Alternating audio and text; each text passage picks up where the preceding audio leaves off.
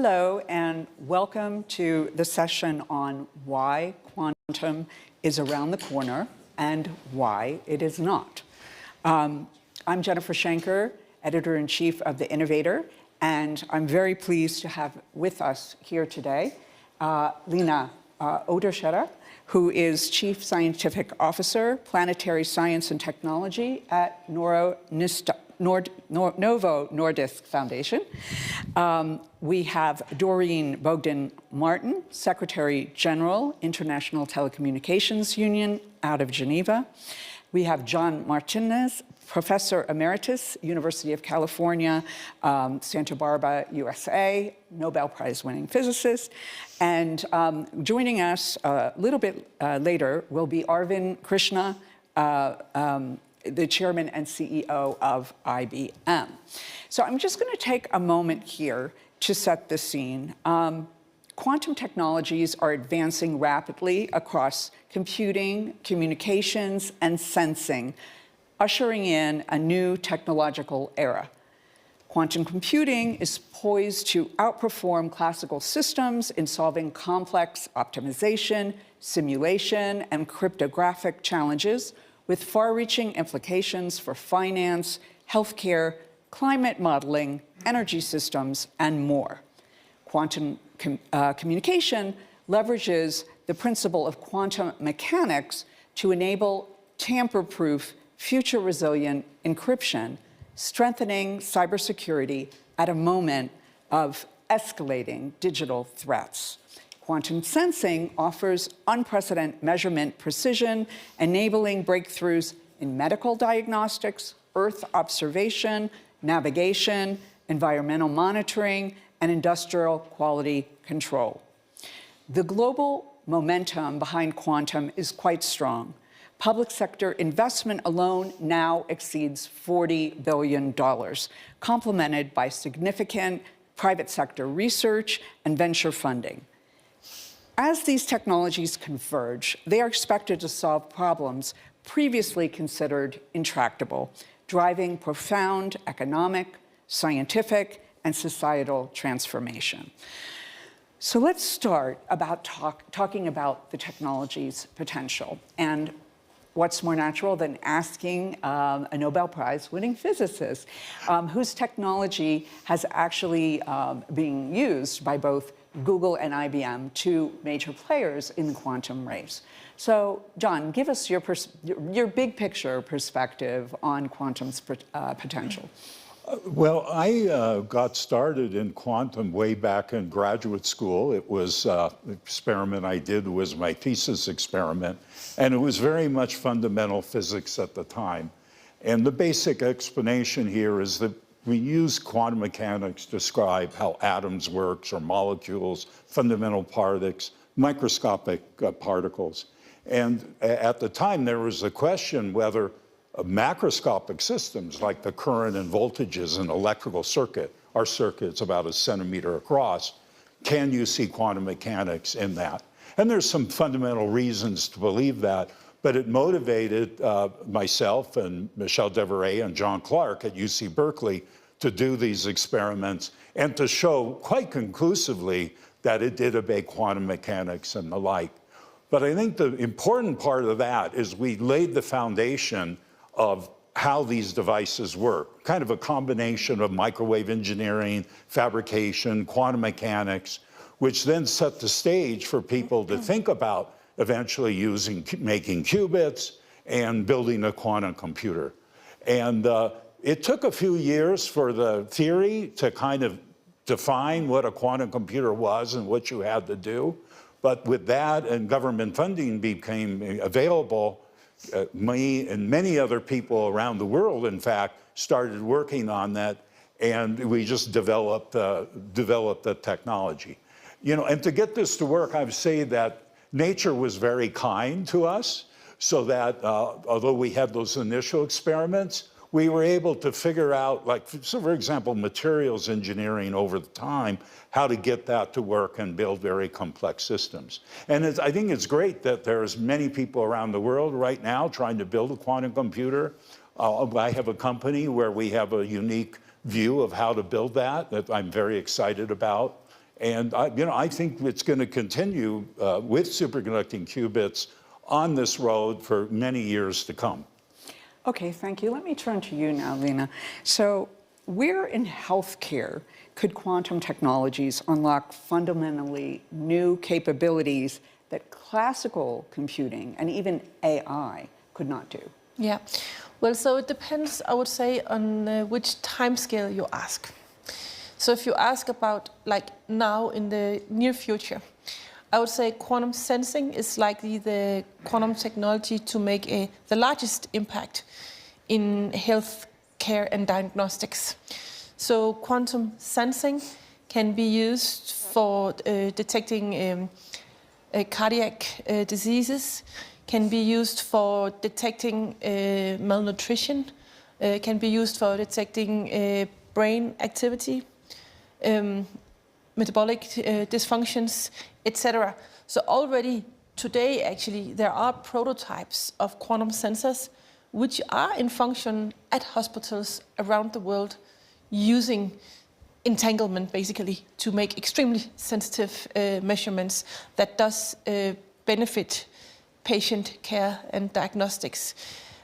And then we are just right now seeing, maybe within the last year, the current year, the publication of the first, say, 10th of logical qubits.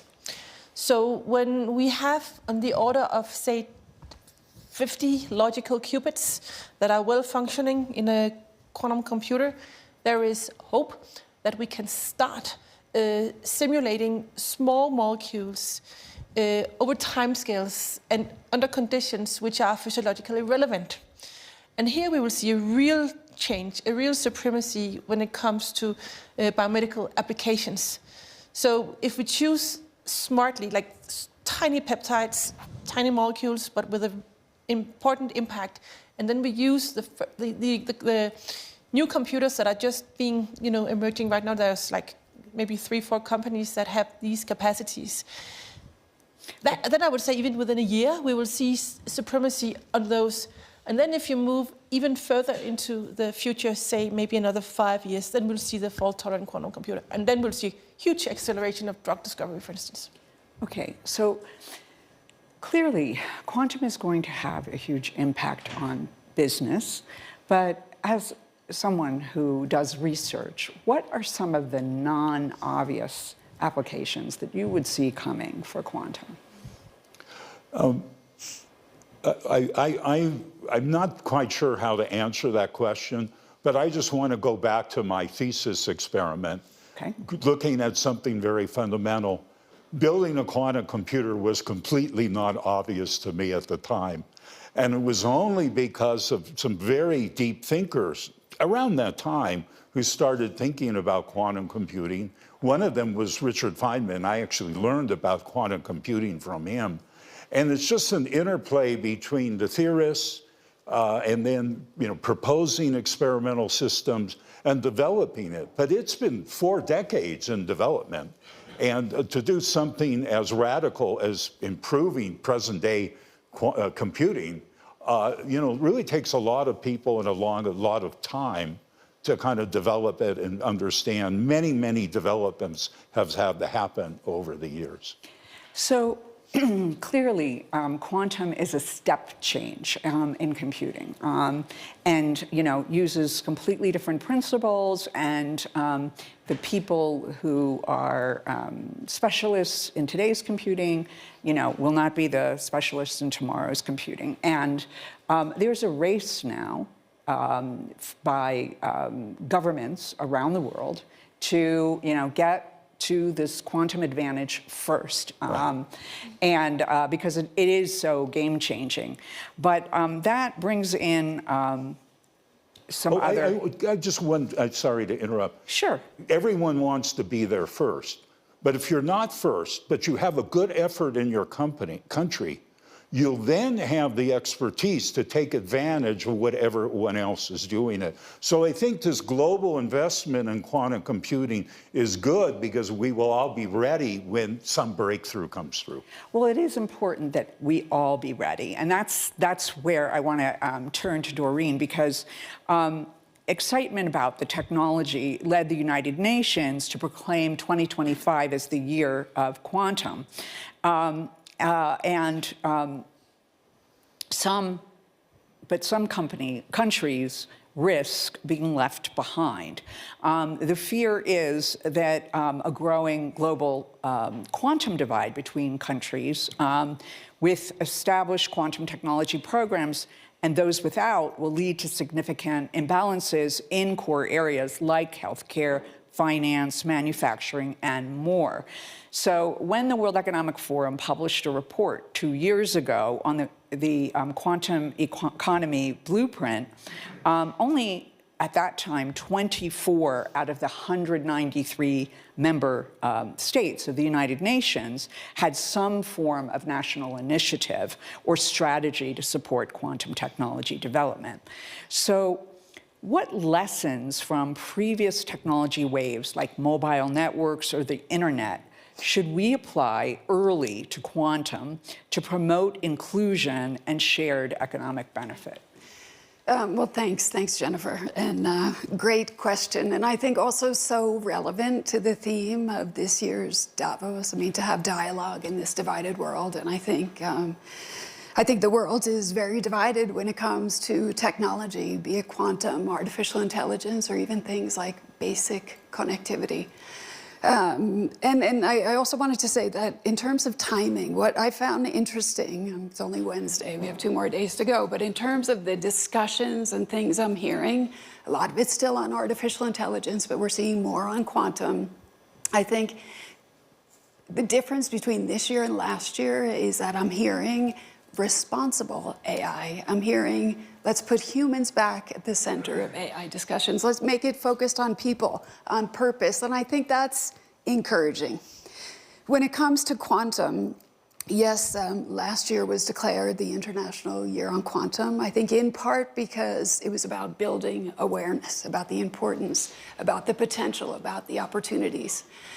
But the reality is today that we have this divide, and you still have a big percentage of the world's population that's not even connected to the internet. And when it comes to lessons, I think in terms of history, and the ITU has a long history, 160-year history. We were started back in 1865 with the telegraph. But some of those principles that led to the creation of the ITU still hold true, even when it comes to things like quantum. Interoperability, security, et cetera.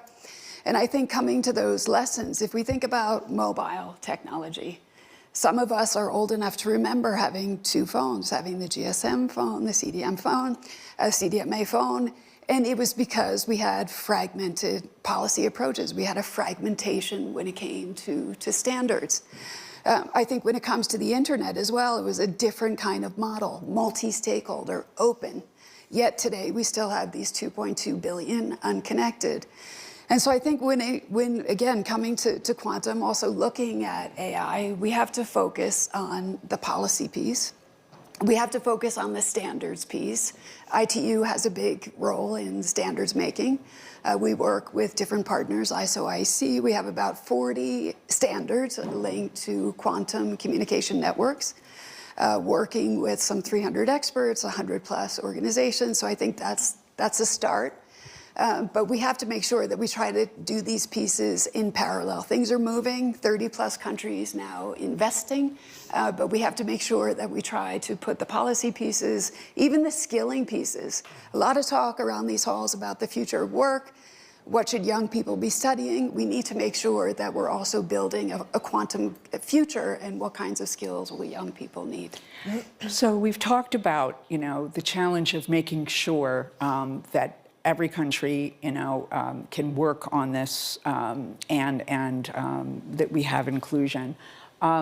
Let's talk about some of the technical challenges that remain, because, the old joke is quantum is coming, in the next 10 years, and we've been saying that for longer than 10 years, right?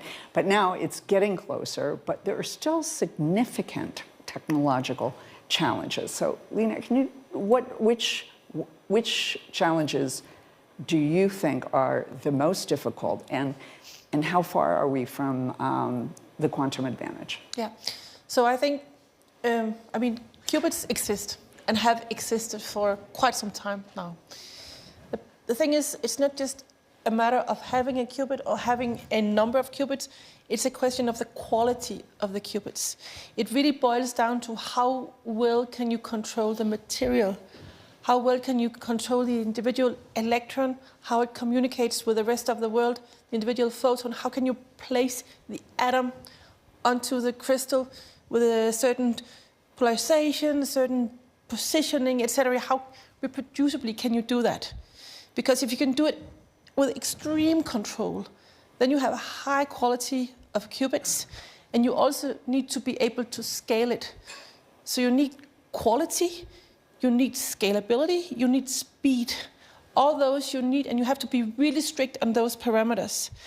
And I think now we, the world, we are not, at least I have not seen the publications, where we are able to control the materials at a scale that is necessary for the fault-tolerant quantum computer. However, we are on the route to getting there, but that's like a major roadblock. That's the actual engineering control of the materials, and then of course interfacing it to the rest of the stack, etc. So that, in my opinion, is the major roadblock. John, what is your point of view on that? What do you see as the biggest challenges, and how close are we to solving them? So I thank you very much. I agree with what's said. The way I like to put it, it's a systems engineering problem where you have to simultaneously optimize many things. There are maybe 4 or 5 main ones, and what I have in my mind, about 100 things I have to get right building our qubits. And this is difficult. All systems have this kind of problem. You know, your cell phone, you're building that and the like. I would say quantum is a little bit more difficult because the various things you have to do tend to push against each other. So you try to optimize something, and then this gets a little bit worse. But to speak very specifically, we're really concerned about materials for making our qubits and fabrication. And right now, what I would say is people have making qubits, and I was involved in all this, in kind of, I'll call it artisanal way. It's the way that you build the first qubits, and that's very good. But in my view, it's a little bit like we were in the early 1960s building transistors with all these wires around, whereas what we want to do is have something in the late 1970s where you had a microchip. And so what we're doing is trying to develop that technology and changing the way we architect everything using the most advanced semiconductor processes, 300 millimeters, using companies who are building the tools, the most advanced semiconductor tools. And our thesis is if we really want to scale up and do it reliably and low errors, as you talk about, that's the way we're going to have to proceed in the future. Okay, thanks. Arvind, thank you so much. So glad to have you here. So we were just talking about some of the technical challenges to reaching the quantum advantage. As the CEO and chairman of IBM, I have to ask you, why, if we're getting closer to the quantum advantage, why are we still talking about qubits and not about revenue, impact, et cetera? When are we going to get there? Thank you.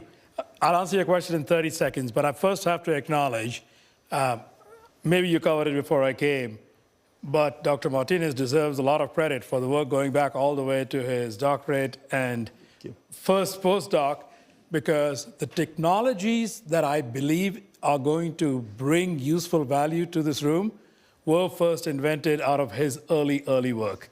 And many, many others, including us, have built on that work since then. So let me just begin by saying that.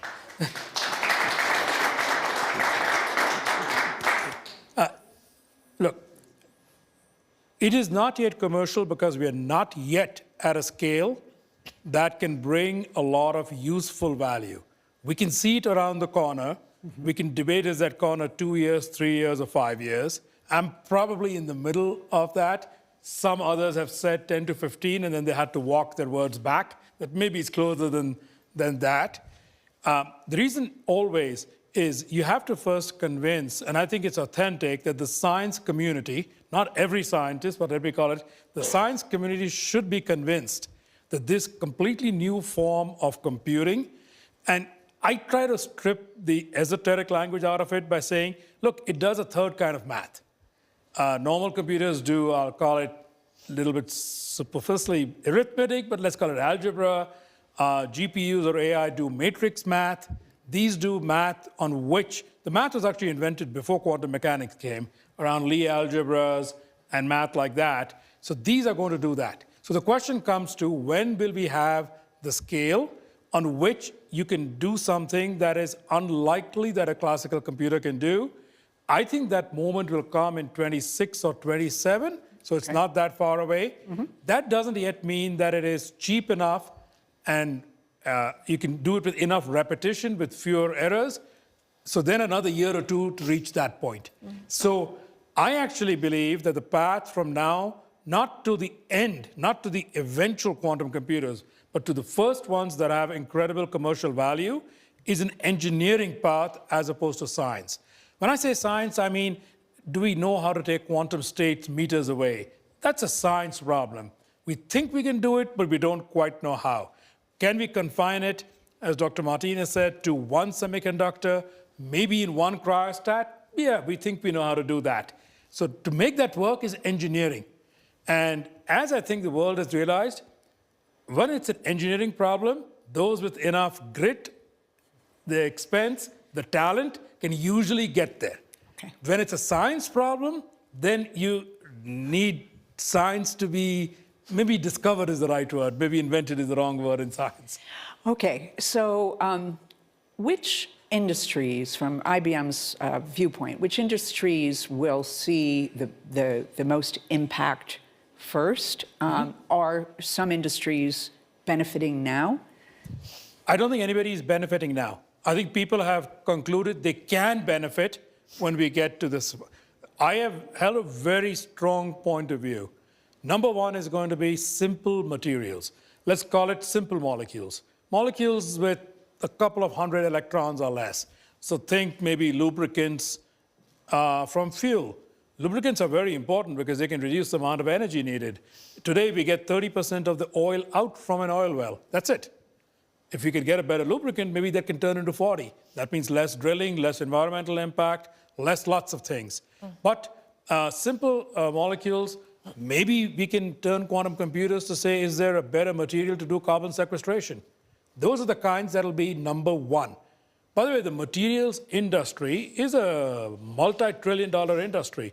We're talking between 5 and 10, depending on how you want to call it. So even a 5% productivity advantage there could have massive. I hold a side hope. I'm not going to tell you this is a guarantee, that maybe we can invent better fertilizers. Fertilizers today are based on a process that was invented by a German chemist, I think in 1890. It's literally the same process, the Haber-Bosch process to sort of crack and make ammonia and then convert it to urea and nitrogen to fix nitrogen. We know bacteria fix nitrogen with photons. So we know there is an alternate biochemistry process that works. We have no idea how to discover it. Maybe we'll get there. So chemistry, I think, is one big area. The second one, which everybody's excited about, is problems in finance. So certain, not all, certain problems in finance, pricing of very complicated instruments, things when you put multiple constraints are very hard to solve through the current methods. Those are going to bring value. And the third area is around optimization. These, by the way, I stick to these three and not more, because in these three, the algorithms to do it on a scalable quantum computer are provable and known. In other areas, we believe we'll get there, but they're not yet known. I think that's a great point, because many people have, that I've talked to, have the impression that we're going to get to this moment of quantum advantage, and then, you know, business will just be able to apply it to whatever their problem is. But it's individual algorithms have to be developed for specific problems and specific sectors, and those will be ready at different times, correct? Because you see a different appetite. I see half a dozen banks embracing it, figuring out internally, it's a 2-year journey from the time they get interested to when they learn, okay, this is a really different thing, how do I use it? Then they have to use their data to see, is it applicable? So now we're talking, that's a 3-year journey. Clearly, the vast majority are waiting for that first moment. That means they'll be 2 to 3 years after that. So it kind of points to the timeline you just laid out. Yes, okay. John, let me turn back to you. Is there a risk that the commercialization pressure could distort scientific priorities in quantum research? And what role do you think academia could still play in a space that is increasingly dominated by commercial companies? So I can give you a very specific example, and that's in fabrication and materials and processing of these devices. And if you look at, for example, the semiconductor industry, this kind of technology is really kept under wraps for each of the company. And there's a good reason for that, and we understand that. And then the academic community can add to some knowledge in doing that. And that's what's happening with the superconducting qubits, I think in other qubit modalities too. It's very natural and fun. I think if we could share a little bit more information, then I think the whole field can go faster. And I would say maybe we could compete a little bit better with China, for example. But I understand the economic realities. And for our company, yeah, we're not talking about all those details for the same reason. I think we can help a little bit. But in the end, I think there's a lot of competition. People are working really hard. People will figure it out. And, you know, the good ideas will kind of float to the surface. Nina, do you have a point of view on that? Yeah, I mean, I think actually competition is good because it pushes people to work harder to achieve a certain goal. So we have supported an initiative which is called Quantum Foundry, with the purpose of making quantum materials of the highest quality and producing quantum chips. Now, already now, they have products that could, in principle, be sold. However, we as a foundation, we have decided to not push the engineers to go down that route, because that's not where we want to go. We want to go towards fault tolerancy. So therefore, it could be a risk if you deviate and go towards an early win in terms of commercialization, then you don't get like the big win, right? So that's why we, as a foundation, have decided we will protect the researchers and the engineers so they don't have to get the quick little wins, but can really focus on what the mission is of this project. And I think at least they seem to be really happy about this, that they don't all the time need to like satisfy, try to attract new investors, etc., but can really laser focus on the target. So we're at a stage in the development of the technology where it isn't yet clear which of the different approaches to quantum will win. Tell us a little bit about, you know, IBM's approach, why you've chosen that route, and then we'll have a discussion about the other approaches. I'm just going to add one sentence very quickly to the prior topic. When it's an engineering problem, you can debate because of competition, because of other things, you're going to keep it more protected for some amount of time. The science problems, of which there's an infinite number, I really would encourage academia to work on those, which are beyond sort of the 2, 3, 5-year roadmap. And there's a huge number of those. So look, making a quantum computer is a lot more than just a qubit. I actually think that, unfortunately, that word has been latched on mostly by the media, so it becomes the mnemonic. You've got to think about, it's not just a qubit. How do you control the qubit? I actually believe that a more perfect qubit is going to be harder to control, because if you can't change its state, which is why it's perfect, how the hell do you control it? You got to have them interact with each other. So there is a golden mean somewhere that each of these technologies has to get to. All right. But now you have to think about, what are the materials? What is your semiconductor process? What is your packaging process? What are your cryogenics? By the way, There's a lot of controls that come out of normal semiconductors that help you manage all of these. What is the software that is going to make it easy for people to access these machines? You just mentioned algorithms, which then becomes the equivalent of what we call libraries in today's computer world. You got to think about, is this machine self-tuning because we know that the coherence time is at milliseconds or seconds or minutes, it's not more than that for the foreseeable future. Does it get back to a state which can be used? You got to have this whole collection of technologies. The piece that we're talking about, which is it, is just one out of these 10 pieces. We have bet on this because when we looked at this, we believed that the low or the cryogenic temperatures just above absolute zero, superconducting, which is a macro architecture as opposed to a micro at the atomic level architecture, is going to make progress the fastest, is the most controllable, and actually can be manufactured at scale in a current semiconductor process. The advantage of that should not be ignored. Now, we could be wrong, but the other 90% of the work still applies. And we would be very quick if we realized that some other approach is correct to either bring on those engineers and scientists or work with them because we have a lot of other capability. So yes, we are making a big bet on one approach. I'm very clear about that. But that doesn't mean that we are completely blind to other approaches should they come. Okay. That said, And what I liked about your discussion is you really talked about how there's many parts that you have to get right at the same time. I mean, one example of superconducting qubits is they're fast. Yes. Okay, much faster than, say, other atom-based approaches. And of course, you have to get the quantum computer to work well, but if you're always looking for speed. And that counts for a lot in this kind of computation world. I'm glad you brought that up. Most of the other approaches, people don't want to admit it, but they're 1,000 to 10,000 times slower. Yeah.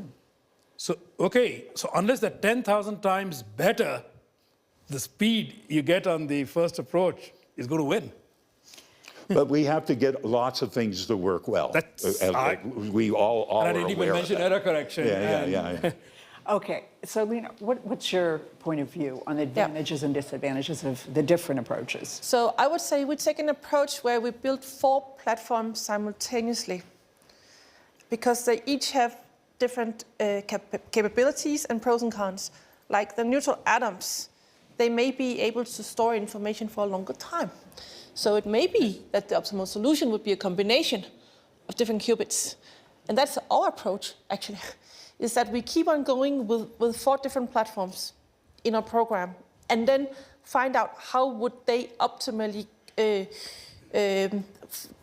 interface and work together in order to form the optimal quantum computer. Then, of course, we use the speed of the superconducting qubits for sure, but then we may use the neutral atoms, we may use the spins, etc.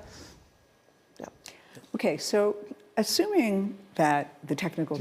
I'm sorry, Doreen. Yeah, just to jump in, to pick up on a couple of the points, starting with your point, John, as well. In terms of sharing, you talked about sharing.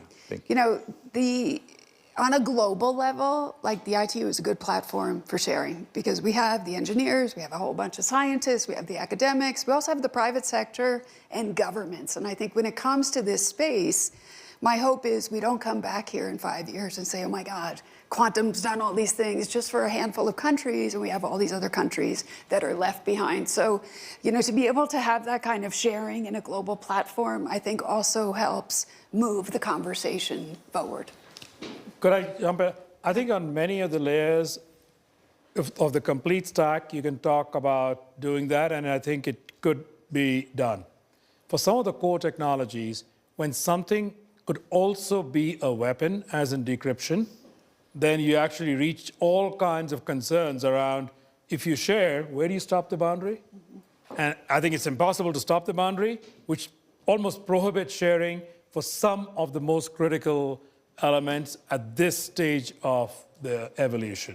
Yeah. I just think that people forget about that. So most of us who work on it do get a lot of questions from government. They don't control us because they accept right now that we are self-constrained in how far we let the technologies go. Yeah, just to quickly respond, in terms of sharing, What I meant was like for standards making.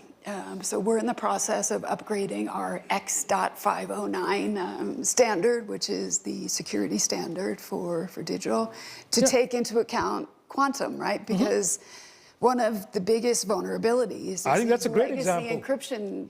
Yes. Right, so we want to make sure that that is not going to expose, the. And actually, I think as a company on that one, on this post-quantum cryptography and certificates, I think as a company, we are actually working to make submissions and so forth on that. So there are areas where you can share, actually, and everybody benefits. Right. So can I maybe to that point? So we in the Novo Nordisk Foundation, we're a charitable non-profit foundation. So we collaborate with the Gates Foundation and Wellcome Trust. And so we have in something called the tripartite agreement. And so we have a common goal of making technologies available to, say, the Global South.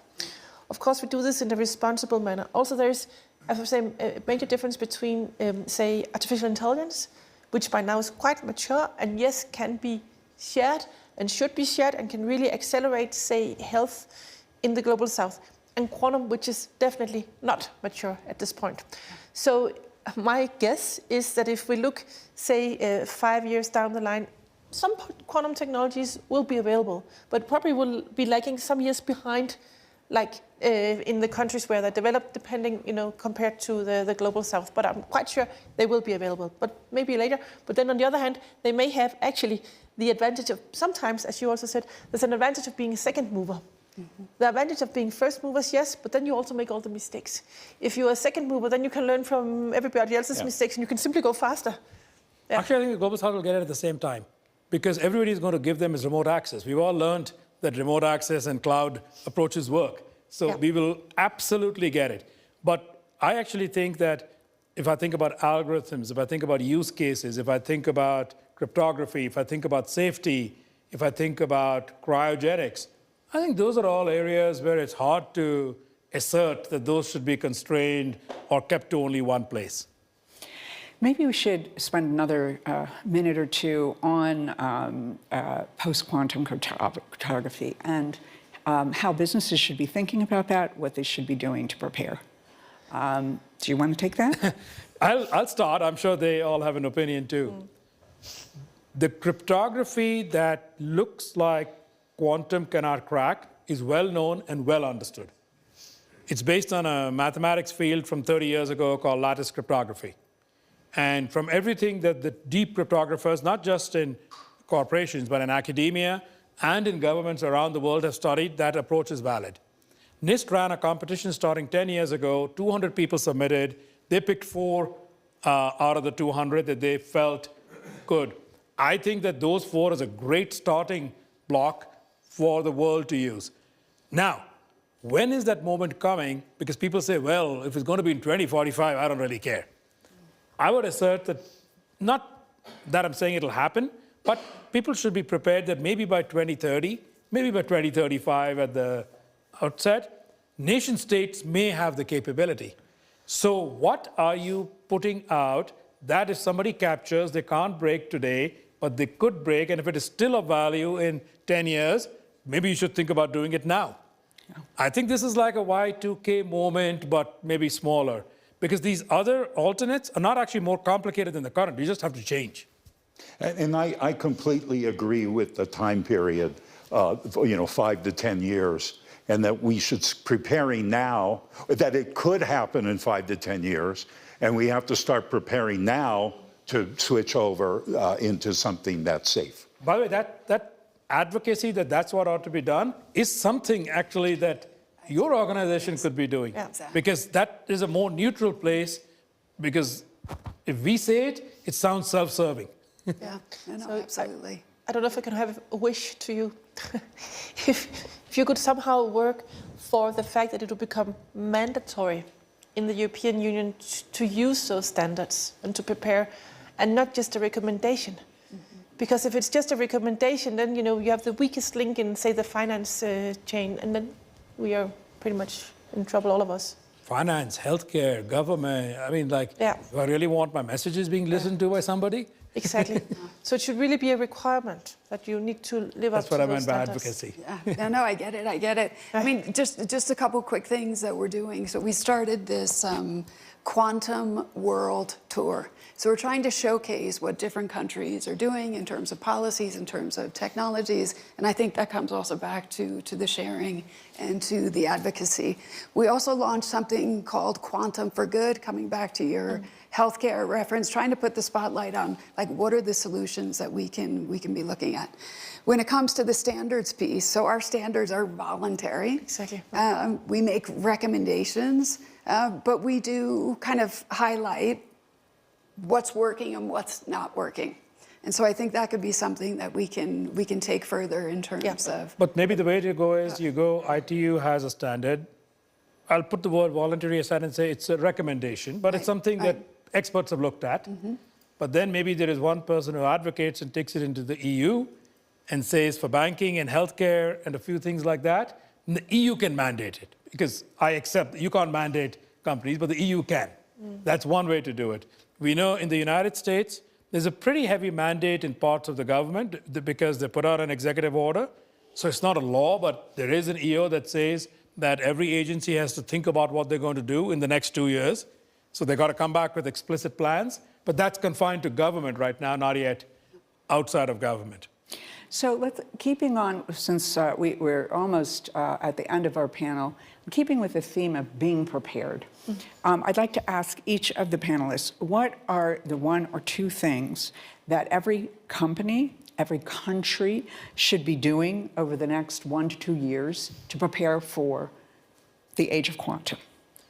To me, it's about, because it's a new kind of math, just like I would say we could predict AI coming in 2015, but it took till 2022 to kind of get there.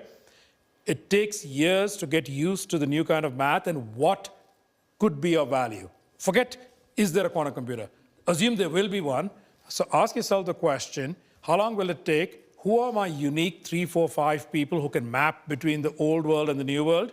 And they should then come to the conclusion of what use cases could be of value, learn how to use the quantum computers of today, which I admit are subscale, and then you're ready that when they come, you actually don't have to do that massive amount of prep work at that point. Okay, John. So I agree with that. I was going to think about, let's say, for smaller countries that don't have the resources. The thing that's interesting about this is if you were big enough to have some investment in basic science, not all countries can do that.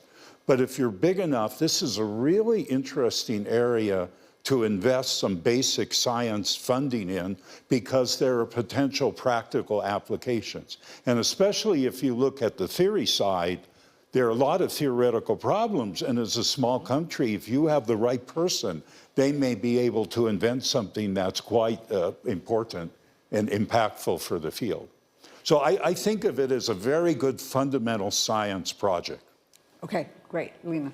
I actually much agree with Krishna in that I think companies should simply, just start playing around with programming quantum computers, get their fingers on it, learn what problems are relevant for quantum computers and which are not, because some are actually not. What is the step that you could advantageously use a qubit for and you may not do better actually with classical compute?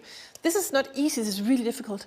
So I really would say that the companies, they should start to do that and then also prepare themselves for, say, the data security now that there will be quantum-enabled decryption. So I think those would be the two things I would recommend. Okay. Yeah. I mean, I think picking up on your points, the preparedness piece, I think all countries, regardless of where they are in terms of digital development, they should be acting now to get prepared. I think your point, Arvind, about use cases is a key one. We've seen a lot of technologies stumble, get blocked because the use cases were not compelling. So focusing on those use cases is fundamental. And then I love the invest in science. Because we do need to be investing in sciences, and we need to think about, again, that workforce of the future. We need physicists, we need engineers, we need software developers. Yesterday I heard in a session we need a lot of philosophy majors out there. So maybe that's also something we have to be investing in. But I think we have to start gearing up and getting ready now. Thank you. We're almost out of time, so I think the key takeaways here are invest in science, upskill your workforce,